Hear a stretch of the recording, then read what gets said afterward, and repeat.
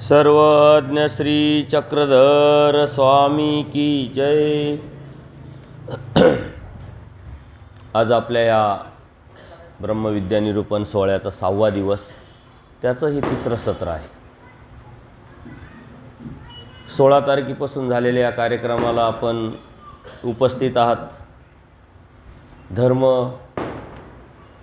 धार्मिकता, परमेश्वराने निर्माण केलेली सृष्टी, त्यात स्वतः घेतलेला अवतार घेऊन आपल्याला दिलेला बोध, याचा जो उद्देश आहे याचं चिंतन आपण केलं। आणि हे चिंतन करत असताना परमेश्वराला आपल्याला आनंद द्यायचा आहे। ही जी परमेश्वराची कृपा उपजली आहे, तो आनंद देण्यासाठी काय काय जीवाचे अडथळे आहे, तो आनंद देण्यासाठी काय अडचणी आहे, म्हणून आपल्याच अडचणी, आपलेच अडथळे, आपलेच दोष परमेश्वराने अत्यंत सुंदरपणे आपल्या तत्त्वज्ञानात मांडलेले आहे, सांगितलेले आहे। जीव, देवता, प्रपंच व परमेश्वरी 4 अनादीचे व नित्य पदार्थ, त्यातला हा जीव पदार्थ आपण चिंतन करत आहोत। म्हणजे आपणच आपलं चिंतन करत आहोत, आपणच आपल्याला समजून घेत आहोत, आपणच आपल्याला जाणून घेत आहोत। जोपर्यंत आपण आपल्याला समजून घेत नाही, जाणून घेत नाही, तोपर्यंत परमेश्वराला प्राप्तीच्या अनुषंगाने येणारे जे आपले अडथळे ते आपल्याला लक्षात येणार नाही। आणि ते अडथळे आले लक्षात, त्याची जाणीव झाली तर त्यावरती आपल्याला मात करता येईल। आणि म्हणून परमेश्वराने आपल्याला हे दोष सांगितले आहे। अनादि अविद्यायुक्त असलेला हा जीव अज्ञान झाला, अज्ञानाने अन्यथा ज्ञानात गेला, अन्यथा ज्ञानामुळे जीवत्व निर्माण झालं। मूळ विद्येमध्ये प्रवेश केल्यानंतर अनादि अविद्यामुळे त्याला मिळालेले हे जे 5 पिसी आहे, त्यातून विकार आणि विकल्प यात आपण अडकले गेलो। आपले जे अष्टस्वभाव आहे, त्या अष्टस्वभावाच्या माध्यमातून, अष्टस्वभाव इंद्रियाच्या माध्यमातून आपण अनंत दोषामध्ये अडकलो। आणि ते दोष आपण बघत असताना, चिंतन करत असताना अनेक दोषाचं आपण चिंतन केलं। जास्त वेळ न घेता आपल्याला हा जीव पदार्थ आता 2-3 दिवस राहिले, संपवा, आपण आपल्याला संपवावं एकदाचं, हा विचार करून जास्त विस्तृत चिंतन करणार नाही। कारण आपण विकारावरती, विकल्पावरती, अष्टस्वभावावरती अत्यंत विस्तृत चिंतन केलं। आणि ते जरी समजलं तरी आपल्याला खूप काही समजलं। सकाळी आपण आलिंबनाचा विषय घेतला। आलिंबन आपलं कशाचं असतं, त्या आलिंबनाच्या माध्यमातून मतित्रय आपण बघितले। वाईट विचार करणे, वाईट चिंतन करणे, वाईट कर्म करणे ही जीवाची मूळ प्रवृत्ती आहे। जशी अनादि अविद्या ही अनादीची आहे, तसेच मतित्रयसुद्धा अनादीचे आहे। ते आपल्याकडं मुळातच असतात। आपण कधीही कोणाकडेही वाईट विचारांनीच बघत असतो, वाईट विचारांनीच पाहत असतो। कोणाच्याही विषयी आपल्या मनामध्ये प्रथम निगेटिव्हच विचार येत असतो। मग त्याच्या संपर्कात जातो, त्याचा स्वभाव कळतो, त्याची आचार विचार प्रणाली कळते, त्याची सात्विकता कळते। आणि मग तो प्रमाण आपलं थोडंफार कमी जास्त होतं। पण थोडंफार जरी कमी जास्त झालं तरी कळत न कळत कधीतरी केव्हा तरी आपल्यामध्ये बेबनाव होतो आणि परत आपली विचारधारा जी नकारात्मक आहे ती स्ट्रॉंग होते। ही मुळातच प्रवृत्ती आहे, वाईट विचार करणे, वाईट चिंतन करणे आणि वाईट कर्म करणे। आणि यातून आपण अनंत दोषामध्ये अडकलेलो आहे। आणि म्हणून जन्म मृत्यू करत करत अनंत जन्म गेले, अनंत सृष्टी गेल्या, अनंत देह गेले। देवानी फक्त आपल्याकडून ती अपेक्षा केली ती उलटं करायची, ऊर्ध्वगतीचं, चांगला विचार करायचा, चांगलं चिंतन करायचं आणि चांगलं कर्म करण्याचा प्रयत्न करायचा। त्या चांगल्याला काही लिमिटेशन नाही आणि वाईट करण्याला काही लिमिटेशन नाही। बघा, किती चांगलं वागायचं, किती चांगला विचार करायचा आणि किती चांगलं कृती करायची, याला कोणत्या प्रकारची मर्यादा नाही, लिमिटेशन नाही। आणि किती नीच प्रवृत्तीनं वागायचं, म्हणजे खालच्या प्रवृत्तीनं किती निगेटिव्ह विचार करायचा, यालाही काही मर्यादा नाही। चांगला विचार करत याला मर्यादा नसताना जर आपण ते केलं तर आपल्याला परमेश्वराचं ज्ञान होईल, प्रेम होईल। आणि नीच प्रवृत्तीच्या विचाराने जी प्रवृत्ती आहे मुळातच त्याचप्रमाणे जगत राहिलो तर नित्य नरकाची वाटचाल, नित्य नरकापर्यंत जाऊ। म्हणजे दुःख मिळवण्याचं साधन आपण आहोत, सुख मिळवण्याचं साधन आपण आहोत। संत आणि असंत सामुग्री आपल्यामध्ये आहे आणि ती कोणती डेव्हलप करायची, ती डेव्हलपमेंट कोणाच्या संगतीत गेल्यानंतर होते हेच परमेश्वराने आपल्याला सांगितलेलं आहे. ती डेव्हलप करायची, चांगली डेव्हलप करायची की वाईट डेव्हलप करायची, स्वतंत्री मात्र आपली आहे. चांगला विचार करायचा का वाईट विचार करायचा ही स्वतंत्री मात्र आपली आहे. आणि म्हणून धर्म परमेश्वराचा, परमेश्वराने आपल्याला सांगितला, पण त्या धर्मात कृती करायचा, आचार करायचा, त्याग करायचा आणि त्या परमेश्वराला प्राप्त करायचं हे मात्र सर्वस्वी आपल्या हातात. आपण ते समजून घेतलं पाहिजे. आपण विनाकारण म्हणतो देव करून घेईल, देवाने ठरवलं तर करील, देवाने बुद्धी दिली तर करील. बुद्धी आपली आणि देवाने दिली तर कशी काय. म्हणून देवाने करायचं जे आहे ते करून ठेवलेलं आहे, करायचं जे बाकी आहे ते आता आपलं आहे. देवाने अवतार घेतला, वाडोवाडी फिरले, तत्त्वज्ञान सांगितलं, अनंत लीळा केल्या आणि ह्या जीवाला समजावं, कळावं अत्यंत सोप्या भाषेत त्यांनी आपल्याला ते तत्त्वज्ञान उलगडून सांगितलं आहे. त्याची प्रचिती पण आपल्याला येते, परंतु तरीही आपण अप्रत्यक्षरित्या या गैरसमजात असतो, अन्यथा ज्ञानात असतो का देव करून घेईल, देव पाहून घेईल, देवाने बुद्धी दिली तर होईल, ह्या ज्या भावना आहेत ह्या आपल्या निव्वळ मानसिकता आहे आणि हे अन्यथा ज्ञान आहे. देवाने जे बी करायचं आहे ते पूर्ण करून टाकलेलं आहे हे आपण लक्षात घ्या. आणि आता आपल्याला काय करायचं आहे हे आपल्या मनावर घ्या, आपल्या बुद्धीत घ्या, आपल्या डोक्यात घ्या. ते आपल्याला समजणं म्हणजे आपण अध्यात्म करणं, जे आपल्याला समजणं म्हणजे आपण धर्मात असणं, ते आपल्याला समजणं म्हणजे आपण दैवराटीचे असणं आणि उपदेशी असणं, बोधवंत असणं. सारं आपल्याला कळतं, परंतु तेच कळत नाही का जे नेमकं करायचं आहे ते न कळाल्यामुळं आपण काय करतो की चाललंय आजची दिवस उद्यावर, उद्याचा दिवस परवावर, आणि कळत न कळत आपण अनेक आविधी जोडत असतो. विधीने विधी स्फुरतो तसं आविधीने आविधी घडत असते आणि धर्मावरून जाण्याची शक्यता असते का जो धर्म आपल्याला प्रत्यक्ष परमेश्वराने दिलेला आहे. कारण बोध आणि बोधशक्ती परमेश्वराकडून, ज्या अर्थी आपण जीवाची, देवतेची भक्ती सोडून परमेश्वराची भक्ती करतो आहे, अनन्यभावे शरण गेलेलो आहे, त्या अर्थी परमेश्वराने आपल्याला स्पर्श केलेला आहे, टच केलेलं आहे आणि ते ज्ञानाचा स्पर्श आहे. म्हणून आपण एकमेकाचा आदर करतो, एकमेकाला दंडोत करतो. आपण विशेषाला का डोकं टेकवतो, स्थानावरती का डोकं टेकवतो, परमेश्वरांनी संबंध दिलेला आहे, म्हणजे स्पर्श केलेला आहे, टच केलेलं आहे. तसं आपल्याला सुद्धा स्पर्श केलेला आहे. जे आपला मान व संप्रदाय गॉड टच संप्रदाय आहे हे लक्षात घ्या. परमेश्वराचा स्पर्श हा संप्रदाय आहे. स्थानाला परमेश्वराने संबंध दिला, विशेषाला परमेश्वराने संबंध दिला, प्रसादाला परमेश्वराने संबंध दिला आणि आपल्याला सुद्धा संबंध दिलेला आहे. म्हणून परमेश्वर काय म्हणता, आता पुन्हा संबंध, म्हणजे नंतरचा मी तुम्हाला पुन्हा एकदा संबंध देईल. मग अगोदरचा कोणता संबंध आहे तर तो ज्ञानाचा आहे, तो बोधाचा आहे. आपल्याला स्पर्श केलेला आहे परमेश्वराने, टच केलेलं आहे. बघा तुमची क्वालिटी काय, तुमची किंमत काय, तुमचे वेटेज काय.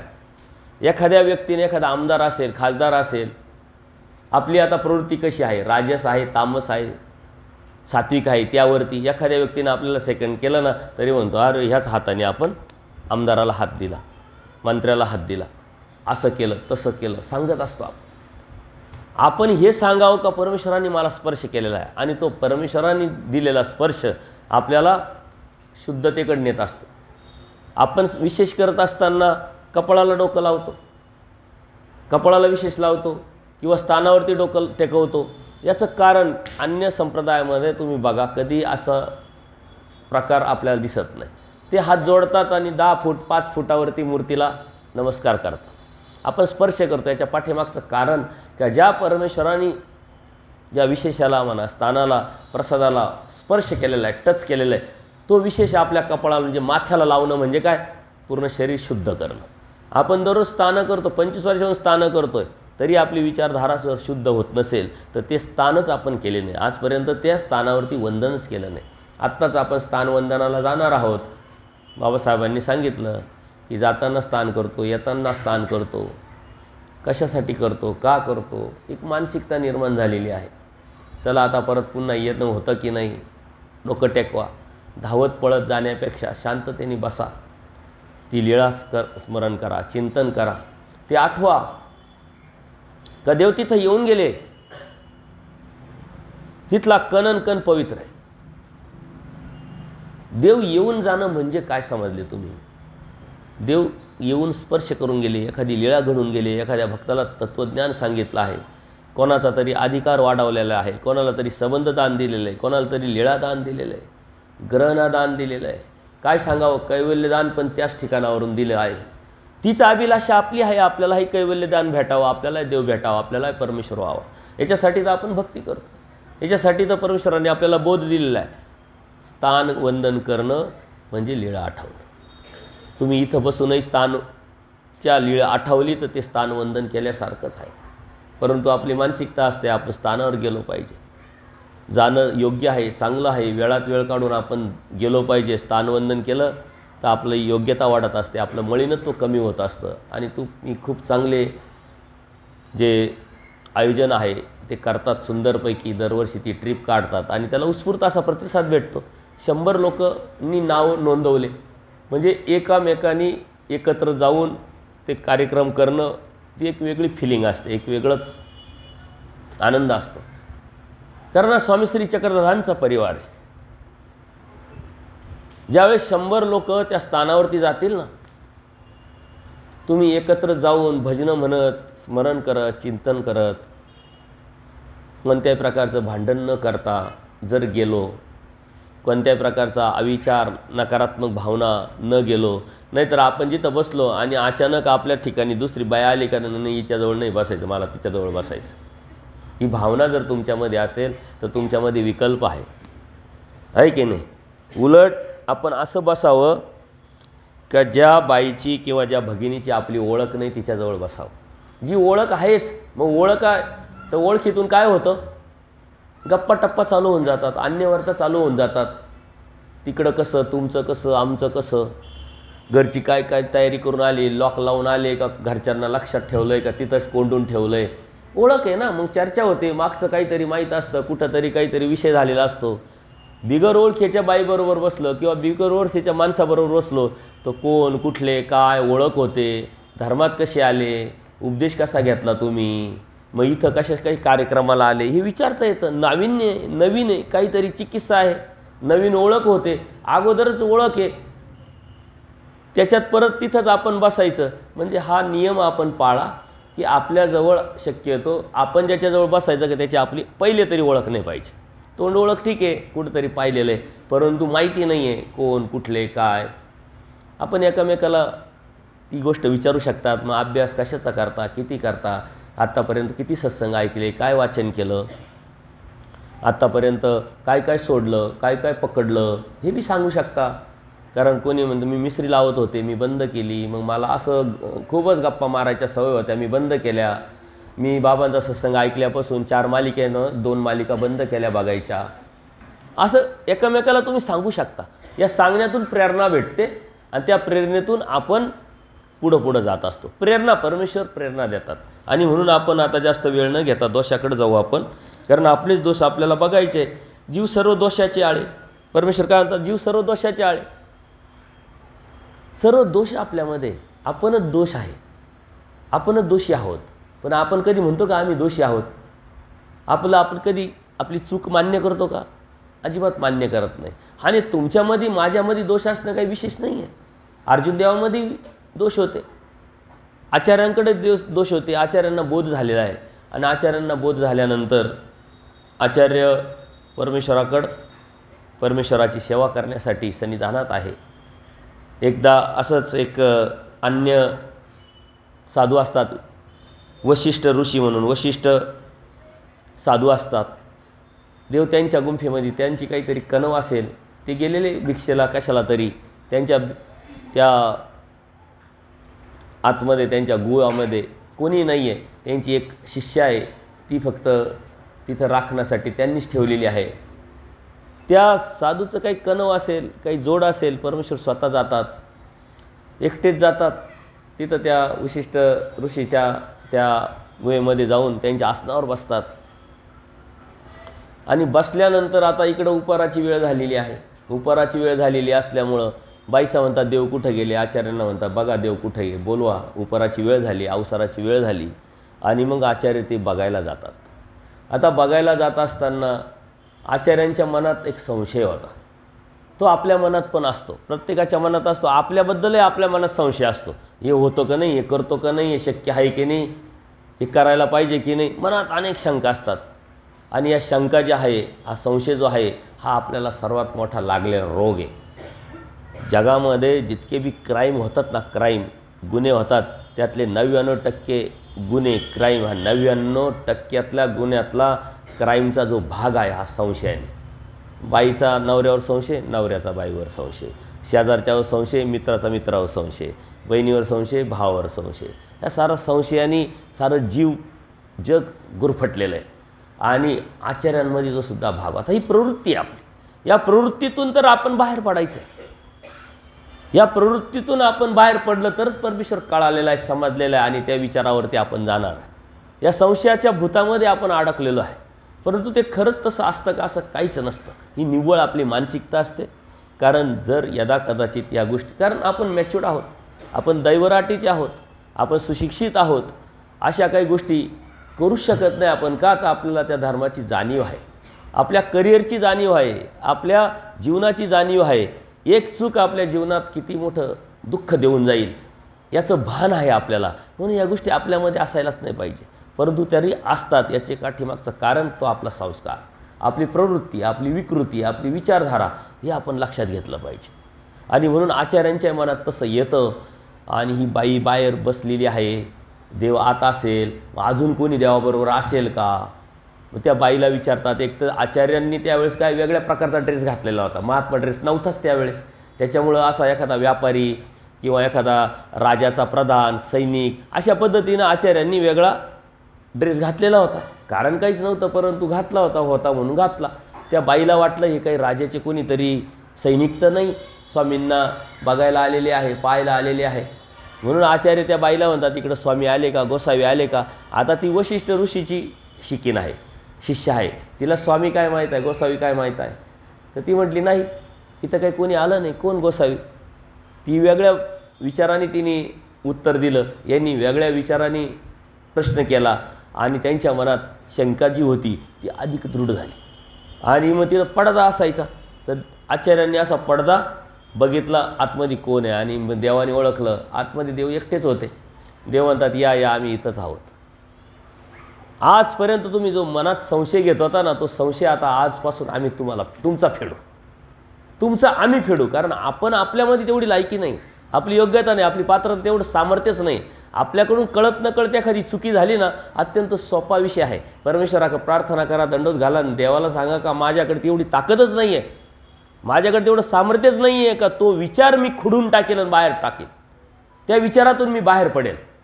देवा, तुम्ही जर तो विचार आमच्या डोक्यातून काढला तो निघेल, अशी प्रार्थना करा. आचार्यांच्या लीळा जर आपण बघितल्या तर आचार्यांनी अनेक ठिकाणी असे प्रार्थना केले, देवा असं परत व्हायला नको, असं नको मला. कारण आचार्य व्यापाराला गेलेले, व्यापारावरून येत असताना थोडा अंधार झाला आहे. अंधार झाल्यानंतर त्यांना भीती वाटायला लागली. तर अचानक त्यांना हत्ती, घोडे, काही वाजवणारे मिरवणूक दिसली. त्यांना बरं झालं आपण आधाराने. मग ते गप्पा मारत आले. भीती वाटली ना, ती निघून गेली. परंतु ज्यावेळेस राजमठात पाय ठेवला आणि पाठीमागं पाहता तर मिरवणूक नाही, हत्ती नाही, घोडे नाही, काहीच नाही. आज देवाकडे आले. देवानं म्हणले असं म्हणे तुम्हाला भीती वाटली होती. ते देवता होत्या म्हणे, देवा असं नको दिसायला परत भविष्यात. आपण म्हणलं असतं बरं झालं आपल्याला, दिसू द्या पुढच्या वेळेस नक्की आपण त्याला पकडू त्या देवतेला. कुठली देवता आहे, कोणती देवता आहे, काय सामर्थ्य आहे तुमच्याकडे, तुमच्यापेक्षा आम्ही कोण आहे सांगू आपण. आपल्या मनात ती भावना आली असते. पण आचार्य काय म्हणतात, नको व्हायला, नको दिसायला. आचार्यांच्या मनात ती गोष्ट तिथं आल्यानंतर देव स्पष्ट सांगतात, तुची होते ते येथुनीची फेडिले. म्हणजे तुमच्या मनात जो संशय होता, जो मनामध्ये भाव होता माझ्याविषयी, तो आता येथून फेडितो. म्हणजे तुमच्या मनातला जो भाव आहे, जो संशय, तो काढून टाकतो. म्हणजे आचार्यांच्या मनात देवाविषयी संशय होता, तेव्हा आपल्या मनात आपल्याविषयी संशय असणं काही विशेष नाही आहे. आपल्या घरच्यांविषयी, आपल्या कोणा व्यक्तीविषयी संशय असणं काही विशेष नाही आहे. पण विशेष याचा आहे का तो संशय आपल्या डोक्यात घर करून राहिलेला आहे, तो आपण सांभाळतो आहे, त्याचं आलिंगन आपल्याला झालेलं आहे, त्याचा त्रास आपल्याला होतो आहे. त्या त्रासातून आपण निघण्यासाठी प्रयत्न करत नाही, ही अडचण आहे, हा प्रॉब्लेम्स. संशय असणं नॅचरल आहे, परंतु त्यातून बाहेर पडणं हा धर्म आहे, हा आचार आहे, हा त्याग आहे, ही दैवराटी आहे, ही परमेश्वर भक्ती आहे, हे लक्षात घ्या. त्यातून बाहेर पडलो पाहिजे. येतं असा जगातला एक माणूस नाही आहे का त्याच्या मनात कोणाच विषयी कधीच संशय आला नाही. असं कधीच असा एक माणूस नाही आहे का जगातला, बरं का, भारत महाराष्ट्र नाही, जगातला असा एक माणूस नाही का पुऱ्या आयुष्यामध्ये त्याला कधीतरी सुसाईड करण्याचे विचार आले. असा कोणीच नाही. सायंटिस्ट सांगतात, शास्त्रपत्रे सांगतात. परंतु तो विचार डेव्हलप न होता त्यातून बाहेर पडणं ही दैवराटी आहे. डेव्हलप नाही झाला पाहिजे तो विचार. तो जर डेव्हलप झाला ना तर आपलं जीवन खराब करून टाकतं, ते आपलं आयुष्य बर्बाद करून टाकतं. आपण क्राईमकडे जातो. कोणत्याही गोष्टीचा खूप जास्त विचार करायचा नसतो. समोर बसायचं, स्पष्ट करायचं, पारदर्शकपणे विचारायचं, बोलायचं, असा प्रॉब्लेम आहे, बोल काय प्रॉब्लेम आहे, आमचा प्रॉब्लेम आहे का तुमचा प्रॉब्लेम आहे, सॉल्व करा, मिटवायचं. संवाद केला पाहिजे, संवाद झाला पाहिजे. कितीतरी मोठी गोष्ट आहे पण संवाद कराल तर ती छोटी होईल. पण छोटी गोष्ट आहे, संवाद नाही कराल तर ती खूप मोठी होईल. हा फक्त संशय. म्हणून आचार्यांच्या मनात तो संशय होता. तो संशय परमेश्वराने स्वतः फेडला म्हणून तो निघाला. आणि म्हणून परमेश्वर काय म्हणतात, जीव सर्व दोषाचे आळेच आहे. कारण आचार्यांना त्याचं दुःख झालं. कारण आचार्यांना देवाने सांगितलं तुमच्या मनात जे होतं ना ते आता आम्ही फेडलं. म्हणजे देवाला आपोआपच ओशाळलगत गिल्टी फील होतं ना माणसाला. एखाद्या व्यक्तीशी आपण खोटं बोललेला असतो आणि आपल्याला वाटतं आता याला समजणारच नाही. दुसऱ्या दिवशी तो म्हणतो काय खोटा बोलतो, मी तर काल असं केलं आणि तू असा बोलला आणि ते तर तसं आहे. मग आपल्याला गिल्टी फील होतं. तो म्हणतो नाही माझा बोलण्याचा उद्देश तसा नव्हता. आपण स्पष्टीकरण करतो. तसं आचार्यांना दुःख झालं. आणि मग आचार्य म्हणतात काय हरकत नाही, जीव सर्व दोषाचे आळे. म्हणजे आचार्यांना सांगतात जीव सर्व दोषाचे आळे. तुम्ही दोषी होते, दोषी आहे, दोषी राहणार आहे. पण त्यातून आचार्य बाहेर पडले, त्यातून आचार्य घडले, ही आपण प्रेरणा घेतली पाहिजे. आपले प्रेरणास्थान आहे. आचार्य असेल, पूजनीय माईंभट असेल, बाईसा असेल, महादाईसा असेल, औसा असेल, हे प्रेरणास्थान आहे. स्मृतिस्थळामध्ये असे कितीतरी जीव आहे का ते आपल्याला खूप काही देऊन जातात, खूप काही शिकून जातात, खूप काही मोठी प्रेरणा घेऊन जातात. त्याच्यामुळं आपण हे लक्षात घेतलं पाहिजे. माधव नावाचे एक भक्त होते. अटन विजन भिक्षाभोजन करत असताना त्यांना ज्वर आला, ताप आला. ते आचार्यांना म्हणतात मला अटन विजन करायचं, जायचं, देह छापायला जायचं. आता देह छापायला आपला शिष्य चालला. आचार्यांना बरं वाटलं, आनंद वाटला, गदगदून आलं म्हणून ते आलिंगन द्यायला गेले. त्यांच्या अंगात ताप होता. ताप असल्यामुळे काळजी वाटली. आचार्य म्हणतात तुम्हाला ताप आहे, ज्वर आहे, तुम्ही जाऊ नका. त्यांनी काय उत्तर द्यावं, काय प्रश्न करावा. ते म्हणले आम्ही तुमचं ऐकावं का देवाचं ऐकावं एवढं सांगा. हा प्रश्न विचारायची जोपर्यंत आपल्यात ताकद निर्माण होत नाही ना तोपर्यंत आपल्याला ना धर्म कळणार नाही, ना आपल्याला देव कळणार नाही, ना आपण दैवराटीचे होणार नाही. जेव्हा आम्ही तुम्हाला काहीतरी सांगू ना तुम्ही विचारलं पाहिजे का आम्ही देवाचं ऐकू का तुमचं ऐकू. बाबा वाक्यप्रमाणं नाही झालं पाहिजे. एकच बाबा वाक्यप्रमाणे आहे, स्वामी श्री चक्रधर बाबा यांनी सांगितलं ते आपल्याला शिरसावंत. त्याच्यात कॉम्प्रोमाइज नाही. धर्माच्या प्रती कॉम्प्रोमाइज करणं, तडजोड करणं आपल्या नाशाला आपण कारण बनू. तडजोड नाही, लवचिकता आहे. देवाने लवचिकता सांगितलेली आहे. पण कुठं मोल्ड व्हायचं, कुठं नाही मोल्ड व्हायचं. हा धर्म जर आपण समजून घेतला तर इतका सोपा आहे, अवघड आहे. परंतु आपण दोषात अडकलो. बाबाला कसं बोलावं, दोष लागेल. आणि आम्ही तुमच्या डोक्यात त्या दोषाचं भूत घातलं का तर तुम्ही आम्हाला विचारूच नाही, बोलावूच नाही. जर आचार्यांना त्यांचा शिष्य विचारू शकतो तर तुम्ही तुमच्या गुरुला का विचारू शकत नाही. ही स्मृती आहे आपली. आचार्यांना त्यांचा शिष्य विचारू शकतो, बोलू शकतो. देवाचं ऐकावं की तुमचं ऐकावं. आचार्य काय बोलले, देवाचं ऐका. देवाचं ऐका. आणि ज्वर असतानाही अटन विजनाला गेले. परंतु अटन विजनाला जात असताना आचार्यांचं कर्तव्य केलं. त्यांच्या मागावरती मग परशुराम बास वगैरे काही 2 साधक पाठवले. त्यांना ताप आहे, आजार आहे, अशक्ती आहे, काळजी घ्या. ड्युटी कर्तव्य केली गुरुनी. शिष्याची गुरुनी कर्तव्य करून काळजी घेतली. ते मग पुढं जायचे, सांगायचे का आमचे एक भिक्षुक येतील, त्यांना ताप आलेला आहे, आजारी आहे, अशक्त आहे, थोडं गरम भाजी चपाती भात काहीतरी द्या. पण देह छपायला निघालेला जो मनुष्य आहे तो असा खाण्यापिण्याचा विचार करेल. त्याच्यात तो अडकलेला असेल काय? जर यदा कदाचित तो त्यात अडकला असता तर तो देह छापायला निघाला असता काय? आज आपली ही देह छापण्याची जी परंपरा आहे ती खंडित झालेली आहे. परंतु खंडित जरी झालेली असेल तर कोणीच नाही असं समजू नका. मागच्याच वेळेस मी तुम्हाला सांगितलं 4 वर्षापूर्वीच एक तपस्विनी देह छापला. आत्ताही एक साधक आहे तिथं, अजूनही एक साधक आत्ताच गेले का ढोऱ्या डोंगरात. आणि असे कितीतरी जंगल आहे, कितीतरी डोंगर आहे की देव हवा म्हणून आपलं आयुष्य वेचत आहे.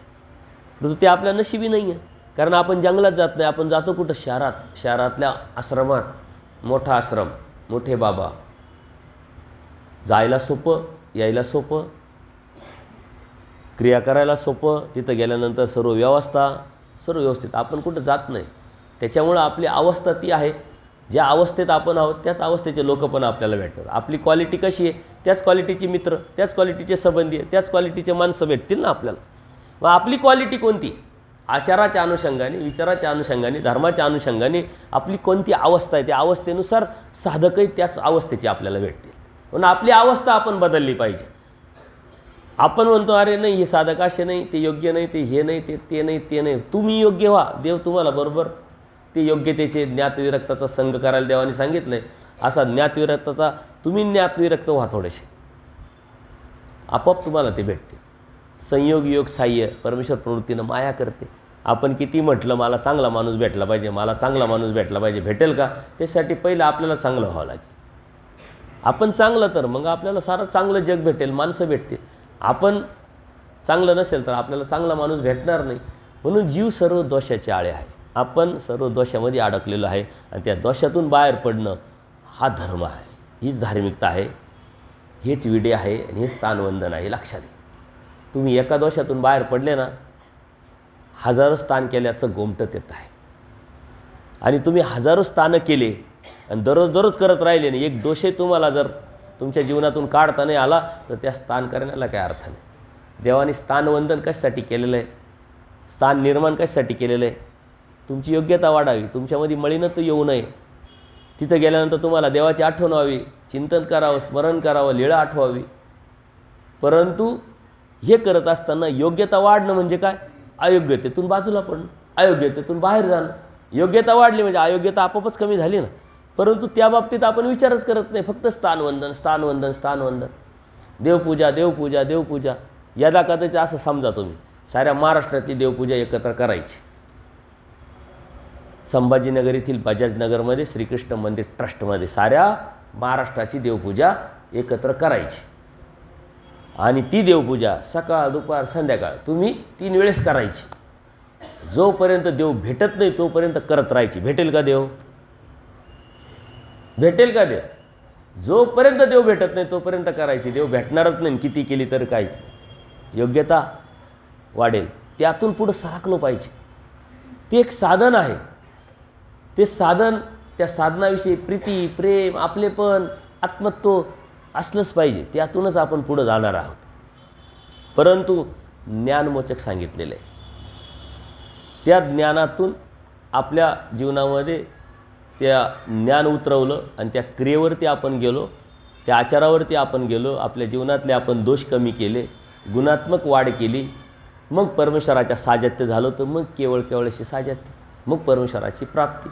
अन्यथा दोषामध्ये अडकायचं आणि बाकीच्या साऱ्या गोष्टीकडं भरपूर करायचं, भरपूर मग उत्साह, स्थान करायला उत्साह, विशेष करायला उत्साह, प्रसाद करायला उत्साह. इथं देवपूजा, आता इथं जर तुम्ही एवढेच आहे ऐकायला, पण देवपूजा आहे विशिष्ट. बघा कशी रांग लागते, गर्दीच गर्दी. इतकी गर्दी का नुसतं पळत राहत होतो नुसतं. काय होणार त्यातून? 10 स्थान नाही, एकच स्थान करा, शांततेने करा, स्मरण, चिंतन आठवा. त्यातून काहीतरी सत्व निर्माण करा स्वतःमध्ये. ते सत्व निर्माण झालं ना तर परमेश्वरापर्यंत आपण पोहोचू. म्हणून जीव सर्व दोषाचे आळे, यावरती अतिव्यापकपणे इथून पाठीमागचे जे आपण बघितले ते दोषच आहे.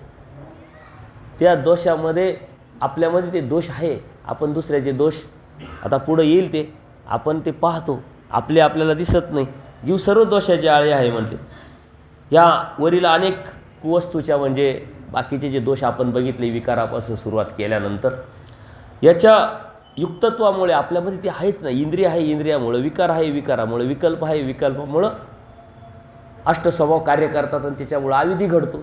ही युक्तत्व आपल्या असल्यामुळे जीव स्वभाव सर्व दोषाचे स्थान झालेले, आश्रयस्थान झालेले म्हटले. त्यातून आपण बाहेरच पडू शकत नाही. जीव सर्व दोषाचे आळे.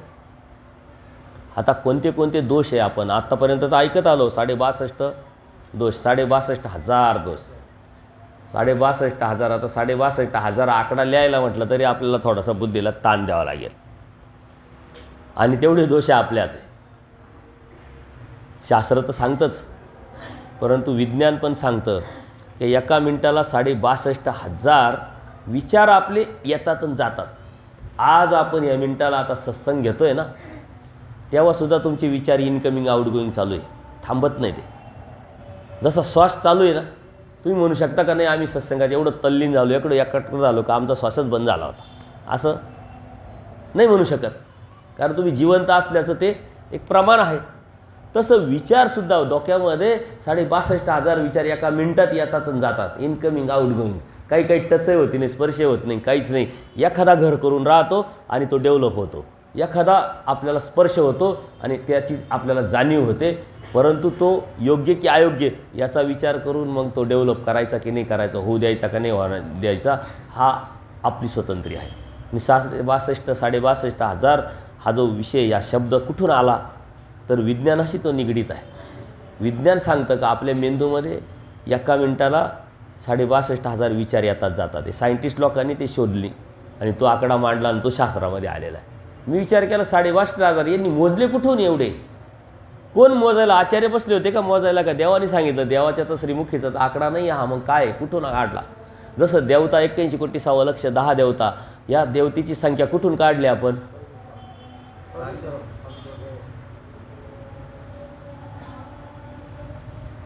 देवता 81,6,10,00,000 आहे, हा आकडा कुठून काढला? हां, मग कुठून टोटल मारला तुम्ही? कधी सांगितलं?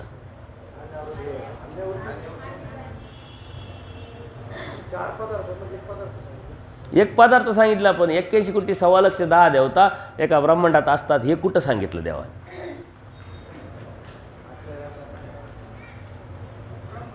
अन्यावृत्तीत फक्त देवता सांगितल्या. कर्मवीच्या देवता होती पण परमेश्वर नव्हती. तिथं सांगितल्या का कर्मवीच्या किती देवता आहे?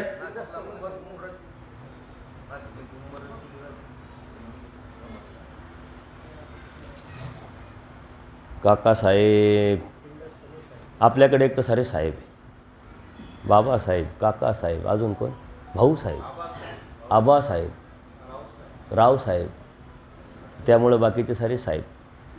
देवाचं साहेब व्हायला आवडेल. 81,6,10,00,000 देवतेचा आकडा देवानी सांगितला आहे. हां, टाळ्या वाजवा ताईसाठी. 1 विद्या, 2 विद्या, 8 विद्या, 6,9 कोटी विद्या, महाकोटी विद्या, 72 कोटी विद्या, ऐके ना. 1 विद्या ती ब्रह्मविद्या म्हणजे परमेश्वर. ही विद्या मार्ग समजून घ्यायचा असेल ना, अन्यवृत्ती उलटी करायची. काय करायची? उलटी करायची. चैतन्यापर परमेश्वर तो देवश्री चक्रधर. 1 विद्या ती ब्रह्मविद्या, ऐके ना. मग उलटी केलेली आहे ना. 2 विद्या, 2 विद्या कोणाच्या? ही उलटी करायची. ही आयडियाज हे आपण आपल्या डोक्याने वापरायचे असतात. काकासाहेब विद्या मार्गातून हा आकडा निघाला आणि मग 81,6,10,00,000 देवता. आलं लक्षात? अन्यवृत्तीमध्ये फक्त देवताचा सांगितला वर्ग, परंतु विद्या मार्गामधून तो आकडा आपला निघालेला आहे. काय हरकत नाही. देवता वर्गात गेल्यानंतर हे सारं होणारच आहे, परंतु सहजच आलं म्हणून विचारलं, टच केलं. मग यातून आपल्याला गिल्टी फील नाही झालं पाहिजे. यातून आपण आहे अजून कितीतरी का म्हणतात. आचार्यांना 12 संधे होते. आचार्यांना 2-2 देवाचं सन्निधान. आचार्यांना अहोरात्र निरूपण देवाचं.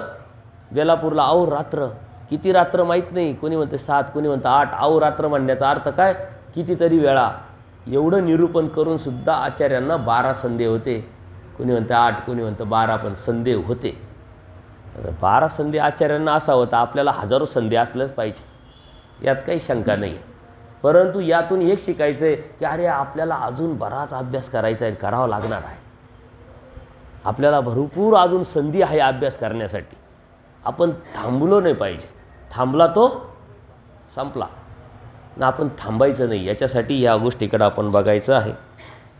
या अविद्येमुळे काय होतं म्हटले, कार्याला येणाऱ्या ज्या अज्ञान, अन्यथा ज्ञान, मतित्रय जे आहे, या दोषामुळे जीव नाही ते दोष आचरतो. जीव कशाने आचरतो? जीव सर्व दोषाचे आळे आहे. आणि मग त्या दोषाचे आळे, तर दोष म्हणजे काय हे आपण बघत आलो. परंतु या दोषातून त्याच्या प्रकृतीमध्ये निर्माण काय होतं, इंद्रियातून जसं स्वभावाच्या अडचणी येतात, स्वभावामुळं इंद्रियाच्या अडचणी येतात, तसं जीव सर्व दोषाचं आळं आहे ना, यातून जीव स्वार्थी होतो. स्वार्थी आहे. ते माकडाचं उदाहरण तुम्हाला माहीत आहे.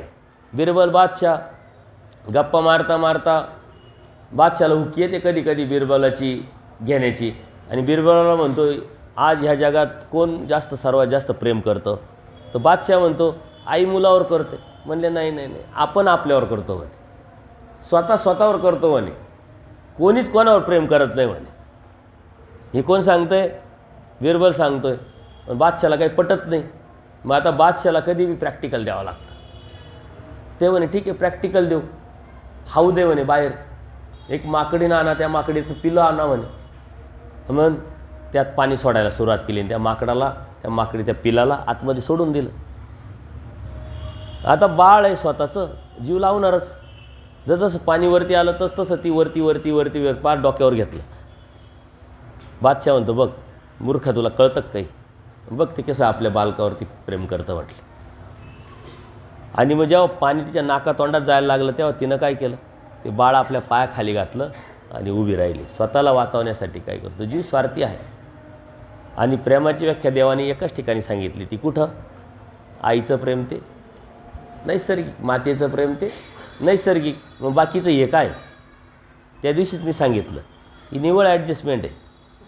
त्याला आपण दिलेलं बिरुद आहे. परंतु हे लगेच कळणार नाही.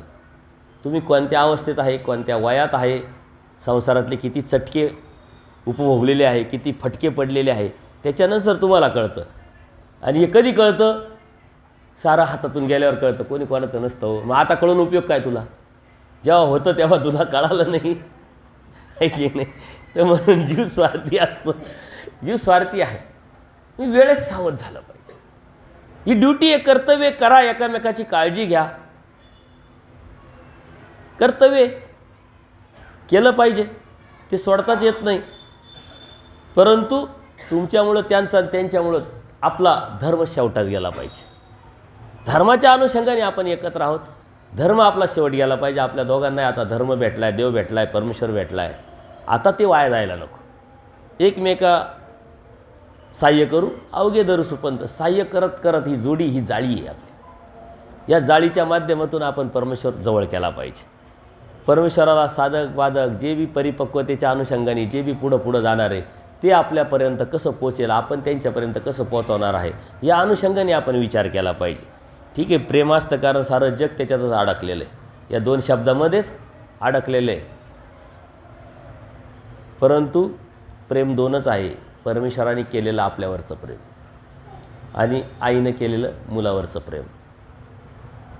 देवाने सांगितलं आहे, माझं जे प्रेम आहे जीवाचं, त्यातला 1% आईच्या ठिकाणी आला का? 1% आईच्या ठिकाणी, 1 भाग.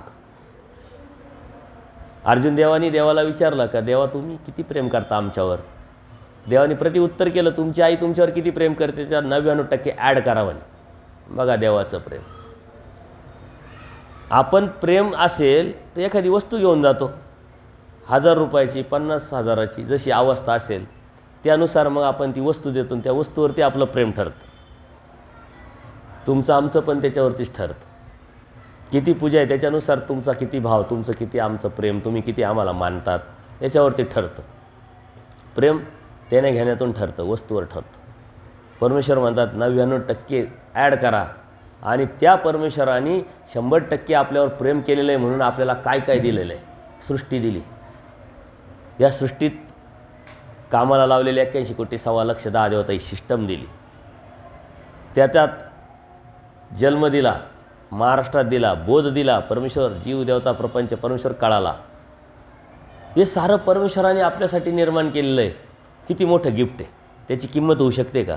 आपल्या शरीरामध्ये जर विचार केला तर 100 बडकर एक अशा वस्तू आहे का विज्ञान एवढं डेव्हलप झालं आहे, परंतु त्या विज्ञानालाही अजून तयार करता आलेलं नाही आहे. एक गोष्ट आपली अडचणीत आली, शरीराचा एखादा अवयव अडचणीत आला, तर आपण किती अडचणीत होतो. देवाने 2-2 किडन्या, 2-2 कान, 2-2 डोळे, बरे 2-2 तोंड नाही दिले, एक असून एवढा प्रॉब्लेम आहे.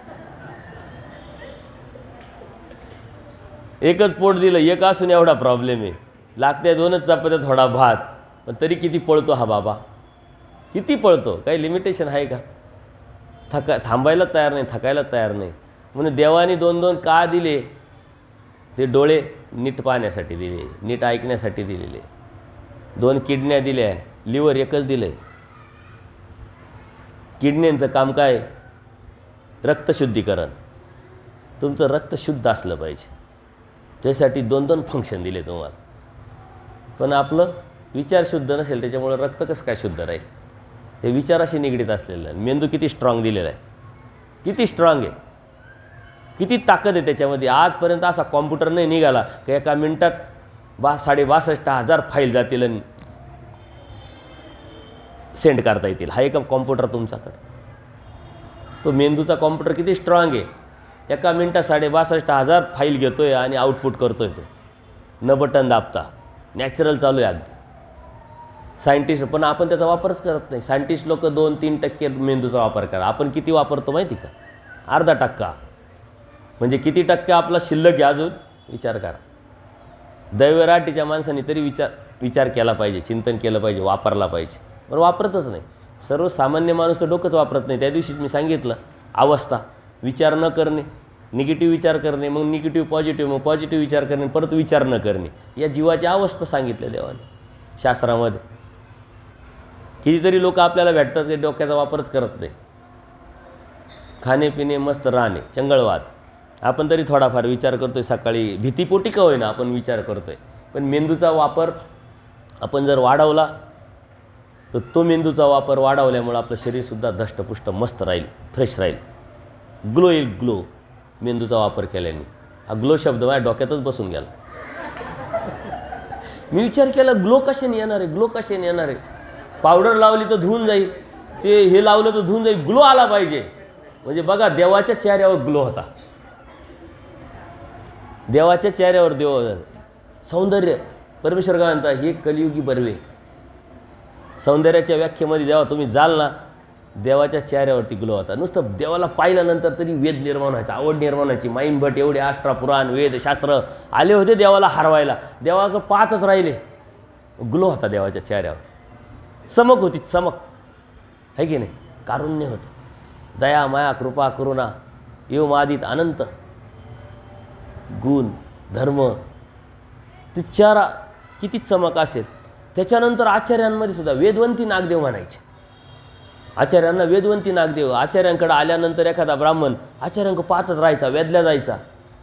थोडंसं निरूपण, थोडीशी गोष्ट, लगेच भिक्षा. उपदेश वगैरे असं काही भानगड नाही, लगेच भिक्षा म्हणजे लगेच दीक्षा. एक ब्राह्मण आला म्हणे, काव तुमच्या चेहऱ्यावर एवढा ग्लो आहे, एवढा वेद आहे, एवढी सुंदर तुमची मूर्ती आहे, किती वेळा आंघोळ करता दिवसभरात, काय लावता म्हणे, चंदन लावता, काय लावता काय. आचार्यांनी काय उत्तर द्यावं. ते म्हणे, या शरीराला कधी पाणी लावले आठवतच नाही. आपण सकाळ दुपार संध्याकाळ 3-3 वेळा आंघोळी करतो आणि किती भारी भारी साबणं लावतो तरी ग्लो येत नाही.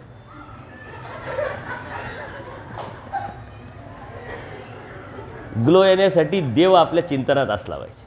मग आचार्यांनी काय उत्तर दिलं, एक वस्तू आहे आतमध्ये, ती खेळते, ती क्रीडते म्हणले. त्या वस्तूचा हा परिणाम आहे म्हणले. ती वस्तू कोणती? परमेश्वराच्या चिंतनाचं, स्मरणाचं. स्मरण करा, आपोआप ग्लो येईल. चिंतन करा, देवाची आठवा, दुःख व्यक्त करा, डोळ्यातून पाणी काढा. तो सर्वात बेस्ट साबण असेल तुमच्या शरीराची शुद्धीकरणासाठी. आपण बाहेरून साबण लावतोय, आतला साबण कोण लावील, कोण वापरील, कसा वापरायचा आहे. देवाने आतलं शुद्धीकरणाचं साबण आपल्याकडे दिलेलं आहे. तो आपण बघत नाही, तो आपलं लक्षच जात नाही. प्रायचित्ताचा साबण हा आतला आहे. ते जेव्हा शुद्ध होईल ना, तेव्हा सारं जग तुम्हाला सुंदर दिसायला लागेल आणि शुद्ध दिसायला लागेल. आपणही फ्रेश आरशापुढं पाहिल्यानंतर आपल्याला अभिमान वाटेल, काय ग्लो आहे.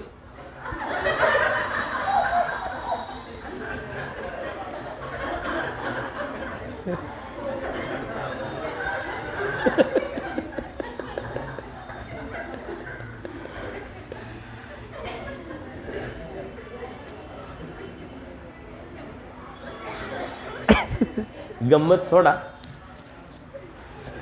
खरंच मला शब्द आवडला तुमचा.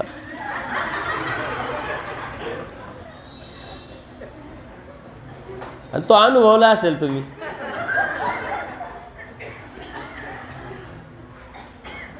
दीपावलीमध्ये घराला कलर दिला, ग्लो आला का चेहऱ्यावर? किराणा भरला, आला का? फ्रीज घेतला, आला का? गाडी घेतली, आला का? मग काय घ्यावं लागेल ग्लोसाठी?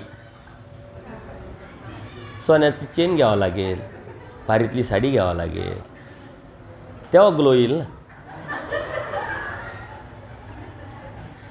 कधी कधी यांच्या चेहऱ्यावर ग्लो यावा याचा विचार करा माझ्या भगिनींनो, कारण यांच्या चेहऱ्यावर ग्लोच नाही आहे, कारण पडलेले चेहरे, सतत काळवंडलेले. कधीतरी म्हणतो बाईचं लग्न झालं आहे हे मंगळसूत्रावरून कळतं, माणसाचं लग्न झालं आहे कशावरून कळतं? त्याच्या चेहऱ्या पडल्यावरून. सतत पडलेले चेहरे. त्याला काय प्रॉब्लेम आहे, काय आजार आहे त्याला सांगता येत नाही.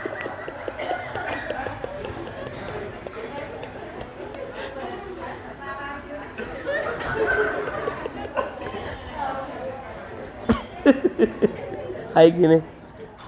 आणि तुम्ही एवढे खळखळून असता, म्हणजे तुमचे चेहरे तुम्ही दररोज आरशात बघता. मला कितीतरी लोक बोलतात, बाबा तुम्ही अगोदर भेटले असते ना मी लग्नच केलं नसतं.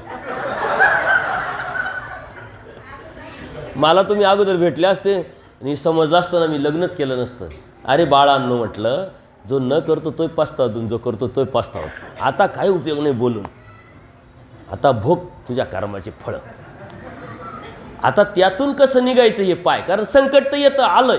मग आपण त्या संकटाचा विचार करतो का? हे सर्वात मोठं संकट आहे. आता त्याचा विचार न करता, त्याचा चिंतन न करता त्या संकटातून कसं बाहेर पडायचं याचं सोल्युशन बघा. हे संकट बरोबर घेऊन फिरायचं, परंतु चेहऱ्यावर किती मोठं चॅलेंज आहे, किती मोठं आव्हान आहे. एवढं सोपं आहे का ते?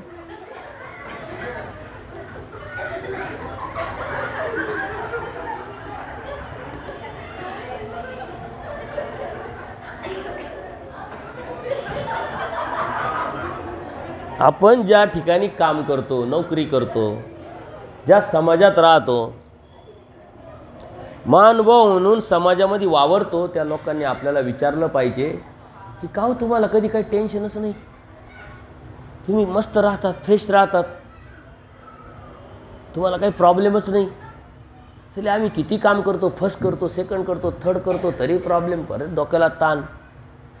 असा विचारणारा जगामध्ये किंवा आपल्या आजूबाजूमध्ये पुऱ्या आयुष्यामध्ये एक तरी भेटला पाहिजे. असं जीवन जेव्हा तुम्ही जगाल ना, तेव्हा खरे दैवराटीचे असाल. अरे ज्याला देव कळाला, ती स्वस्थता आपल्यामध्ये आली, स्वस्थता आली ना, तर मग चेहऱ्यावरती येईल ना, ते उमटेल ना. आता ग्लो चेहऱ्यातून बाहेर पडा, तुम्ही ग्लो शब्दातून बाहेर पडा. मला हसू येतात, त्यातून बाहेर पडा.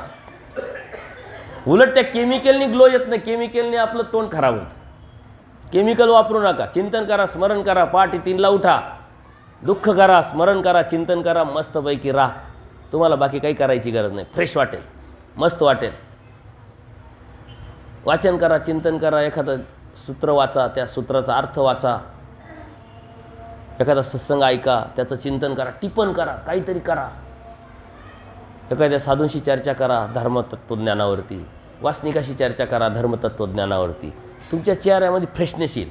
म्हणजे मेंदूत फ्रेशनेस म्हणजे चेहऱ्यावरती फ्रेश. काय आपल्या डोक्यामध्ये काय आहे ना, त्याच्यावरती चेहरा आपण सहजच आपल्या मित्राला, आपल्या जवळच्यांना, नातेवाईकांना आपण एकामेकाला विचारतो, का बरं काय चेहरा तुमचा पडलेला दिसतो, काय टेन्शन आहे का, काय आजार आहे का, काय प्रॉब्लेम आहे का? डोक्यात असेल तर चेहऱ्यावर दिसतं. ते चेहरापट्टी आपल्याला वाचता येते, थोडासा अंदाज करता येतो. अलग लक्षात. म्हणून डोक्यात देव जर असेल ना, प्रॉब्लेमच नाही. डोक्यात देव असला पाहिजे. अनंत सामायतेत, अनेक सामायतेत, अनंत न सामाय. अनंत तो अनंत की जो अनंत आहे तो आपल्याला भेटला आहे, ज्याचा अंतच नाही आहे. ज्याचा अंत नाही आहे तो आपल्याला भेटला आहे, समजला आहे, कळाला आहे. आणि आपल्या छोट्या छोट्या गोष्टीचाही आपल्याकडून अंत होत नाही. मग तो अनंत आपल्याजवळ असून उपयोग काय? तो अनंत आहे आणि आपल्या छोट्या छोट्या गोष्टीमध्ये बी अडकलेलो आहे आपण, त्यातूनही आपल्याला बाहेर पडता येत नाही. त्याच्यामुळे हा जो विचार आहे ना, आपण समजून घेतला पाहिजे. जीव स्वार्थपूर्वी म्हटले. कशासाठी या सृष्टीत आलो, सृष्टी निर्मितीचा उद्देश काय? आणि या स्वार्थपणामुळंच जीव वंचकत्व आहे. आपल्याजवळच आहे, आपण कोणाला देण्याची प्रवृत्ती ठेवत नाही. मग ती ज्ञानाच्या बाबतीत असेल, विचाराच्या बाबतीत असेल, किंवा आणखीन भौतिक जगाच्या वस्तूच्या रूपाच्या बाजूने असेल, कोणती गोष्ट घ्या, ती वंचकत्व आहे. याचा तुम्ही जास्त विचार केला पाहिजे. या वंचकत्वामुळं स्त्रीला स्त्रीचा लेप लागलेला आहे, स्त्री म्हणून जन्माला आलेला आहे. हा विचार आपण जर केला तर त्याचं आपोआप दुःख होईल. स्त्रीत्व काही वाईट नाही आहे. स्त्रीत्वामुळं ही सारी सृष्टी चालली आहे. आपली आई स्त्री आहे, आपली बहीण स्त्री आहे, तिच्यामुळं आपण इथं आहोत. त्याच्यामुळं त्यांचा विषयी आपला आदर असला पाहिजे. तुम्ही आपले वडील पुरुष आहे, आपला भाऊ पुरुष आहे, म्हणून आदर असला पाहिजे. ते लेप कमी अंगाचा नाही आहे, कमी बाजूचा नाही आहे, म्हणून अधिकार तर दिलेलाच आहे. तुमच्या डोक्यामध्ये त्या दिवशी त्या एका ताईने विचारलं की स्त्रीला अधिकारच नाही. अहो, स्त्रीला अधिकार देऊन देवाने किती वर्ष झाली? 850 वर्षापूर्वी देवाने स्त्रीचा अधिकार दिला. या स्त्रीमुळं, या स्त्रियांमुळं सारंग पंडितासारख्याला पाण्यात बसून शिक्षा दिली देवाने. तुम्ही जीवन या काही जीवली आहे म्हटले, स्त्रीला अधिकार देऊन टाकलेला आहे. यात तुमच्या डोक्यात काय काय, या जीवनामध्ये आम्हाला देव भेटणार नाही, आम्हाला कुठं या जीवनात भेटणार आहे? आत्ता केलं तर मग ते बी त्या लेवलचा आपला आचार असले तर, देवाची कृपा झाली तर पुनःसंबंध नंतरच भेटतो ना. तसं पुनःसंबंध तुम्हाला नंतर ना आम्हालाही नंतर. तिथं पुरुष होऊन जन्मतील, मग 12 वर्ष संबंध देणार. तसं तुम्ही पुरुष होऊन जन्मणार आणि 12 वर्ष संबंध देणार. अनुसरल्यानंतर स्त्री पुरुष होऊन जन्मत असते. हा सिस्टम आहे. 10वी पास झाली तर 11ला ॲडमिशन भेटणारच आहे ना. तसं ही तुमची परीक्षा आहे. यातून बाहेर पडले तर तुम्हाला पुरुष होऊनच जन्मणार आहे. त्याच्यामुळे यांना सांगायचं आहे का, थांबा थोडे दिवस, आम्ही बी पुरुष होऊन जन्मणार. त्याच्याही पलीकडे जाऊन परमेश्वराने काय सांगितलं, पुरुष होऊन असावे. कर्तृत्वाच्या अनुषंगाने महादायसामध्ये कर्तृत्व होतं की नाही? म्हणून तर महादायसांनी आचार्यांना आपल्या पाठीवरती आणलं. विचार करा, आजची परिस्थिती बदलली आहे. त्यावेळेस आज आपल्या अगोदरची पिढी म्हणजे आपले वाडवडील असेल, आपले आजोबा असेल, त्यांची शरीरयष्टी कशी होती? धिप्पाड, उंच, पूर्ण मस्तपैकी, कोणत्या प्रकारचा ट्रेस नव्हता, चांगलं शुद्ध जेवण होतं, कष्टाचं होतं सर्व. तेव्हा आचार्यांची शरीरयष्टी किती असेल, कशी असेल? 25 किलोमीटर ते जायचे दररोज आणि यायचे दररोज व्यापारासाठी. आपल्याला 5 किलोमीटर चालायचं तर जीवावर येईल, आणि एकदा जर चाललो तर 8 दिवस आराम करू आपण. ती शरीरयष्टी किती मोठी असेल. आणि त्या शरीरयष्टीच्या आचार्यांना आपल्या पाठीवरती ती महादायसा घेऊन आली, म्हणजे तिची किती धाडस असेल, किती पुरुष होऊन, म्हणजे किती कर्तृत्वाच्या अनुषंगाने पुरुष होऊन असावं. कर्तृत्व आहे, हे तुमचं कर्तृत्व आहे. अध्यात्माच्या अनुषंगाने विचार करून या दोषातून बाहेर पडणं, गुणाला जवळ करणं, परमेश्वराच्या प्राप्तीच्या अनुषंगाने तो विचार करणं, ते कर्तृत्व आहे. उलट स्त्रियांना खूप वेळ असतो. पुरुष कामाला गेला, ड्युटीवर गेला, इकडे गेला, तिकडे गेला, घरची जबाबदारी. ज्या स्त्रिया काम करत नाही, सर्व्हिस करत नाही किंवा व्यवसाय करत नाही, त्यांना वेळ असतो. त्या वेळेचं जर योग्य नियोजन केलं, ती आवड असेल तर खूप स्त्रिया आता अभ्यास करतात. माझ्या कॉन्टॅक्टमध्ये कितीतरी भगिनी आहे, अभ्यास करतात, टिपण करतात, प्रश्न निर्माण करतात. खूप त्यांना चिकित्सा असते. भूक वाढत चालली पाहिजे आपली ज्ञानाची. ती भूक जेवढी वाढेल तेवढं मटेरियल आपल्याला या शास्त्रातून भेटू शकतं. किती वाढवा तुमची भूक, त्याला काही लिमिटेशन नाही. पिशवी जेवढी वाढवली तेवढी वाढवते, म्हणजे पोटाचीच नाही, डोक्याची बी. त्या दिवशी आपण चिंतन केलं, जितकी वाढवलं डोकं तितकं वाढू शकतं. त्याच्यामुळं आपली टक्केवारी मेंदूला वापरण्याची खूप कमी आहे. त्याच्यामुळे परमेश्वराने सृष्टी का निर्माण केली, कशासाठी केली, याचा विचार करून आपण तो विचार केला पाहिजे. उद्देश परमेश्वराच्या जीवाला स्वतःची ओळख देणं आहे. तो आपल्याला तर समजलाच आहे, परंतु अनादीच्या अविद्येने त्याची जी स्वतःची ओळख हरवून बसलेला आहे. अनादी अविद्येमुळे आपण आपलं अस्तित्वच हरकून बसलो. आपल्याला आपलं समजतच नाही, कारण अनादी अविद्येमुळे बाकीचे सारे दोष आले आणि ते दोषात आपण अडकलो. त्याच्यामुळे आपलं अस्तित्वच राहिलं नाही. आता ते अस्तित्व निर्माण करायचं चॅलेंज आहे आपल्याकडं, आता आव्हान आहे. अस्तित्व निर्माण करायचं ना. अस्तित्व कधी निर्माण होईल? गुणात्मक बाजूने. एखाद्या व्यक्तीचं क्राईम आहे, गुंड आहे, बघा तुमच्या या सिटीमध्ये गुंड असतील, त्याचं अस्तित्व तयार होतं का? एक विशिष्ट नाव झालं का मग एन्काउंटर होतो, नाही तर त्याचा कार्यक्रम होतो, राहतं का नाव? पण एखादा चांगला संत होऊन गेला असेल, हजारो वर्षापासून त्याचं नाव असू शकतं. चांगल्या विचाराचा, चांगल्या माणसाचा एखादा समाजसेवक असेल, सामाजिक कार्य करणारा असेल, आपले जे संत होऊन गेले ते आजही आहे. पण ते अस्तित्व त्यांनी निर्माण केलेलं आहे. चांगल्या गुणांनी अस्तित्व निर्माण, चांगल्या विचारांनी, चांगल्या आचारांनी अस्तित्व निर्माण. आपण आचार्यांचे का गोडवे गातो? देवाने सांगितलं तुम्ही पुराणी पडी जाल, पुराणात तुमचं वाचन होईल, तुमचं आठवल्या जाईल. आपण का आचार्य, का माईंबट, का मादाईसा, का बाईसा, का औसा यांचं का गोडवे गातोय आपण? गुणात्मक त्यांनी त्यांचं अस्तित्व निर्माण केलं. आपल्याला आपलं गुणात्मक अस्तित्व निर्माण करायचं. जर गुणात्मक अस्तित्व निर्माण केलं तर परमेश्वराला नजरेत येईल. एखादा 100 विद्यार्थीचा वर्ग असतो, त्या वर्गामध्ये एखादा मुलगा थोडासा चुणूक दाखवून जातो अभ्यासाच्या बाजूने, प्रश्न लगेच उत्तर, ग्रहपाठ क्लिअर, कपडे टापटीप, राहणीमान, भांडण नाही, वाद नाही, काही नाही. त्या सरांच्या, त्या शिक्षकांच्या, टीचरांच्या नजरेत भरला की नाही ते त्याला विसरूच शकत नाही. त्याच्याकडं मग बारीक लक्ष देतील. ते लेट आला का, लेट आला, एखाद्या दिवशी आला नाही, घरी फोन करतील का आला नाही, कारण त्याला आता तो एकटा वर्गात असला हे त्याचं अस्तित्व. आता त्याला माहिती आहे हा भरोशाचा आहे, हा नाव काढणार आहे, याचं नाव निघणं म्हणजे माझं नाव निघणं. तसं भरोशाचे परमेश्वराचे आपण झालो पाहिजे. गुणात्मक वाढ केली, देवाच्या नजरेत येण्या इतपत गुणात्मक वाढ करायची आपल्याला. जीव तर सर्व दोषाचा आळ आहे. देवाच्या नजरेत कधी येऊ आपण? जेव्हा त्या अनुषंगाने आपला प्रयत्न असेल, ती आचार, ते त्याग प्रणाली, ती विरक्ती, ती विचारधारा, त्या पद्धतीनं त्या रस्त्यावर चालण्याचा आपला वेग असेल तर देवाच्या नजरेत येईल ना. देवाच्या नजरेत येणं म्हणजे काय माहिती? 81 कोटी 1.25 लाख 10 देवतेच्या ओळखण्या माया तुमच्या आजूबाला.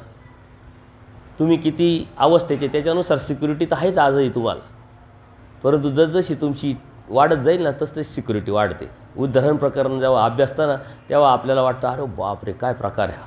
शाब्दज्ञानात आजही आपल्यामध्ये बोध देताच आपल्यामध्ये ज्या खालच्या देवता आहे त्या आपल्या अधीन झालेल्या आहे, परंतु त्या निष्क्रिय, ॲक्टिव्ह केलेल्या नाही आहे.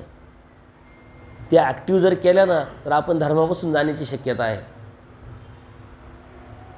आपल्यामध्ये ताकद आहे, आपल्यामध्ये सामर्थ्य आहे, परंतु ॲक्टिव्ह नाही आहे, इनॲक्टिव्ह आहे. जेव्हा शाब्दज्ञानात अपरोक्ष ज्ञानात जातो देवता अंडर येतात, सामान्य ज्ञानात जातो देवता अंडर येतात, विशेष ज्ञानात जातो देवता अंडर येतात. देव म्हणतात मी सारं देतो, फक्त कृपा आणि माया दिली नाही म्हणले देवाने. का?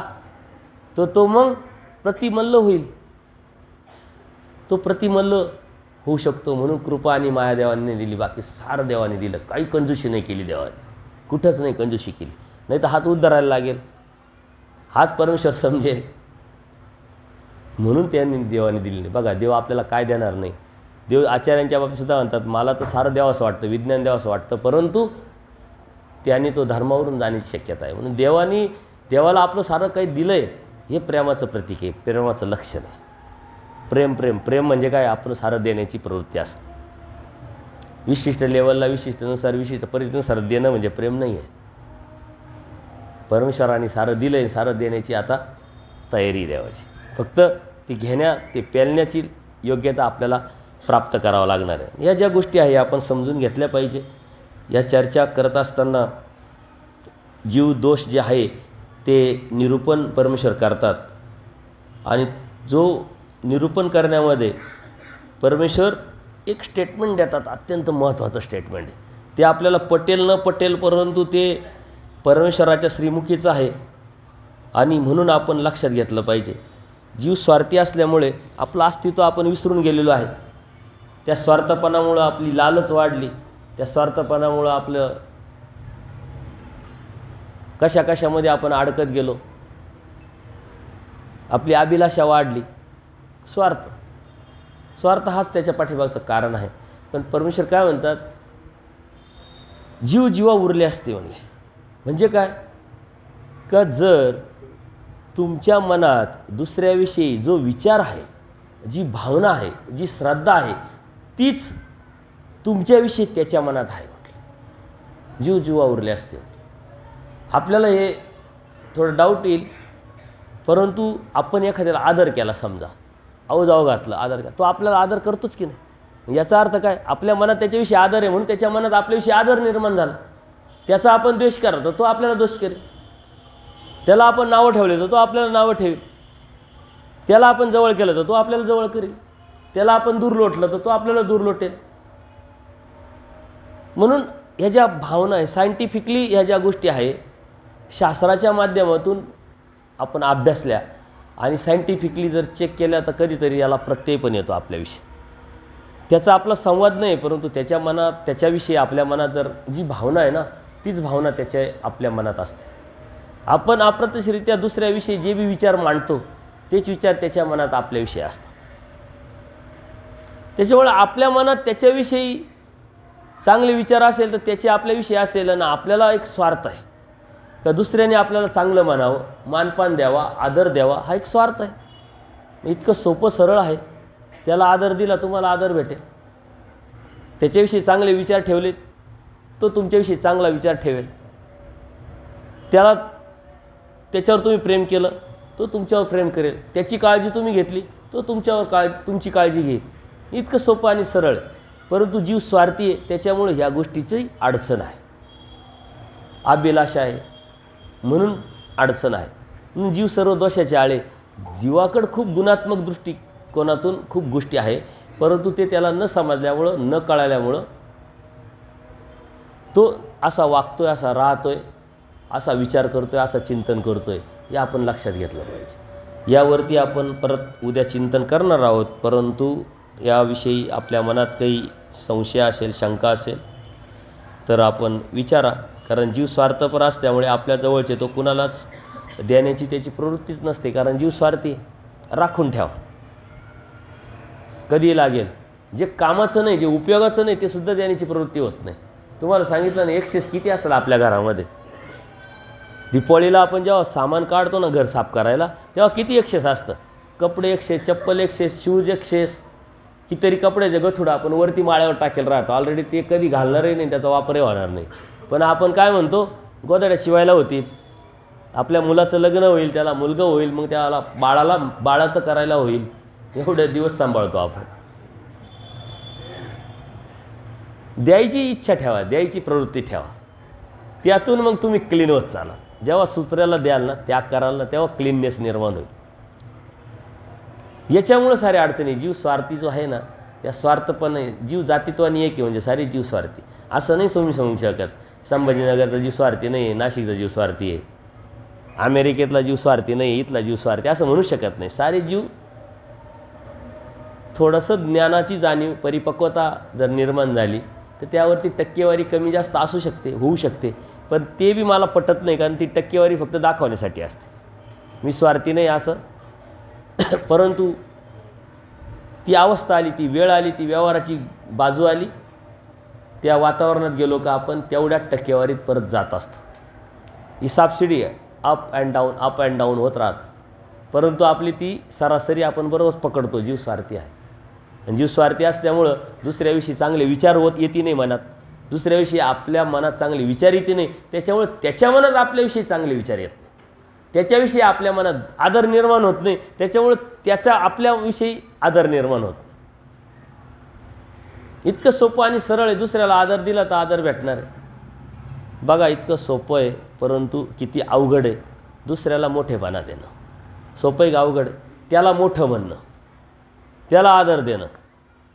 कारण स्वतः मोठा असतो ना, आपल्यापुढं कोणीच मोठं नाही ही भावना असते. त्याच्यामुळं दुसऱ्याला मोठं म्हणणं म्हणजे अप्रत्यक्षरित्या स्वतःला लहान म्हणणं. आणि कोण लहान म्हणून घेतं आहे का?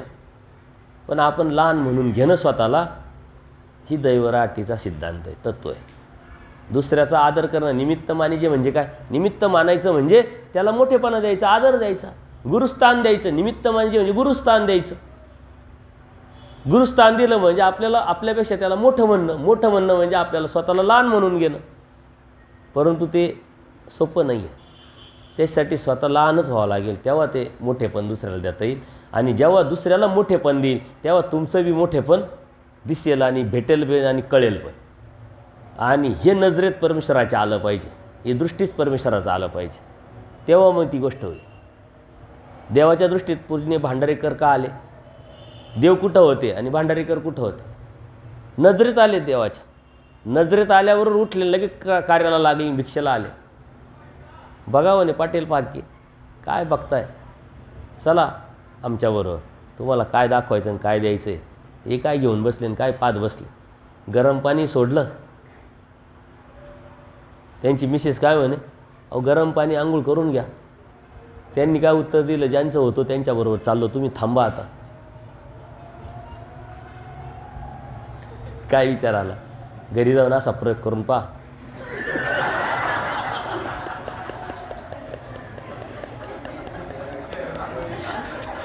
तुम्ही म्हणा बाबा अशा काही आयडिया देऊ नका, ही रिस्क आम्ही कधी घेऊ शकत नाही. महिनाभर आम्हाला खाण्याचे वांदे करून टाक,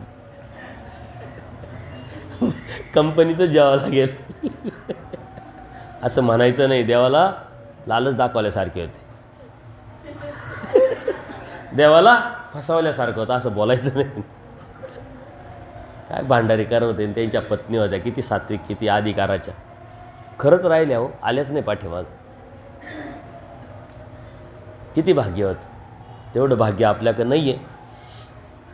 आणि म्हणून आपल्या जीवनामध्ये दुःखच आहे, अडचणी आहे, प्रॉब्लेम्स आहे, पण त्यातून आपण निघालो पाहिजे. जीव जीवा उरले असते म्हटले, कारण देवानी हा सिद्धांत जो सांगितला तो मला खूप पटला, खूप आवडला. कधी कधी अशी गोष्ट असते का ती प्रत्यक्ष येत असते, प्रचितीला येत असते. बाकी त्याच्या मनात काही असो, आपण त्याच्या मनातलं समजू शकतो का, ओळखू शकतो का, काही टेस्टर लावू शकतो का, काही डिग्री लावू शकतो का? नाही. परंतु लावू शकतो. तुमच्या मनात काय हे तुम्हाला माहिती आहे ना. ज्या अर्थी तुमच्या मनात काय तुम्हाला माहिती, त्या अर्थी त्याच्या मनात काय हे तुम्हाला माहीत आहे का? त्याच्याविषयी तुमच्या मनात काय तेच त्याच्या मनात आहे. सोपं आणि दॅट्स ऑल. तुम्ही कोणाला तरी चुकीचं म्हणताय ना, तर तोही तुम्हाला चुकीचं समजत आहे. आणि मी चुकीचं आहे असं कोणी मान्यच करत नाही. आणि जर ते मान्यच करायचं नाही तर दुसऱ्याला चांगलं म्हणा, सोपं आहे. निकाल लगेच लागून जातो.